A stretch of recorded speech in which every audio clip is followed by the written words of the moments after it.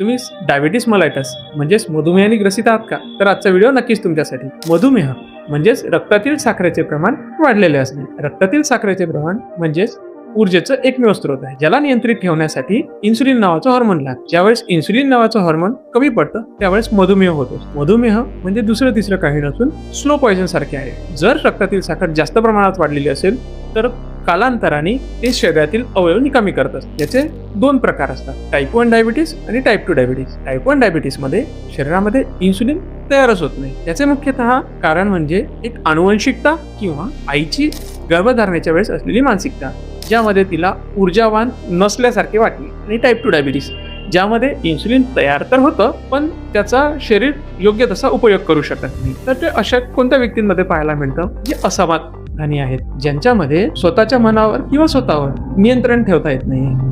आवश्यकतेपेक्षा किंवा प्रमाणापेक्षा एखाद्या गोष्टीची जास्त हवस असणारे असे व्यक्ती, ज्यांना जीवनात कोणत्याच गोष्टीमध्ये गोडावा किंवा रस नसतो, अशा व्यक्तींमध्ये हे पाहायला मिळतं. तर होमिओपॅथीमध्ये मधुमेह केवळ साखरच कमी करणे नव्हे तर शरीरातील रोगप्रतिकारक क्षमता वाढवून त्यांना दीर्घकालीन नियंत्रण ठेवण्यास मदत करते.